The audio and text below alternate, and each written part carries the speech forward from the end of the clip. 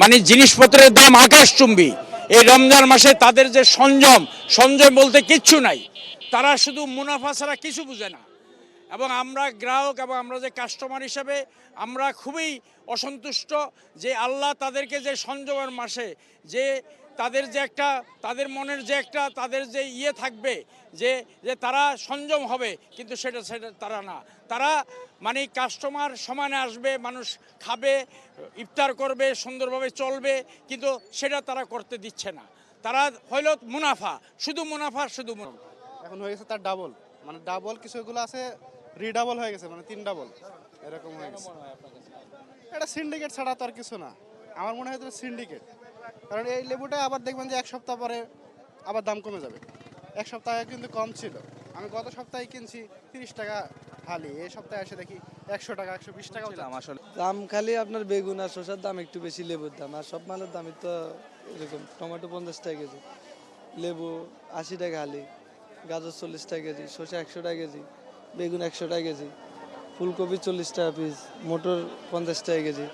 Berger ওয়েদারকোট antidote supreme দেয়ালকে ধুলাবালি থেকে রক্ষা করে 10 বছর পর্যন্ত। এটা তো আসলে আমরা খুচরা বিক্রি করি, আমরা তার জায়গার খবর জানি না মূল মোকামে কি হয়। আমরা যেরকম কিনি 40 কিনলে 50 বেচতে, এখন কেনা বেশি, বেচা লাগে বেশি। আগের দাম বাড়ে নাই আগের দাম আছে, বাড়ে নাই। আগে নিচে 10 টাকা, অন্য 20 টাকা।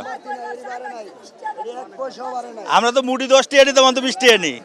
ভাই রসুনের দাম পরশু দিন থেকে বাড়াবে, মানে আগে আসলে 180 টাকা, এখন হচ্ছে 220 টাকা। আর দেশি রসুনের দাম বাড়ে নাই, দেশি রসুন নতুন তো, দেশি রসুন বেচতেছি 120 টাকা, আদা বেচতেছি 180 টাকা, আর হলো 200 টাকা। আগে ছিল 160 টাকা, আর পেঁয়াজ ছিল 50 টাকা, হয়েছে 60 টাকা, 10 টাকা বেশি।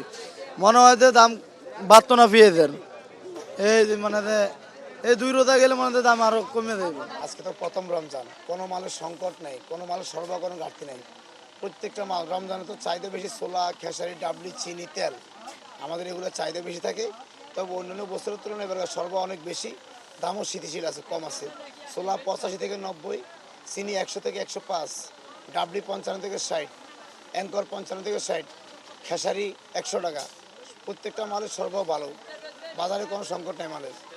তেলের সরবরাহ ভালো, দাম গায়ের রেটে তেল বিক্রি হতেছে, লিটার 195 টাকা, 2 লিটার 390, 5 লিটার হলো 950 টাকা, সরবরাহ ঠিক আছে।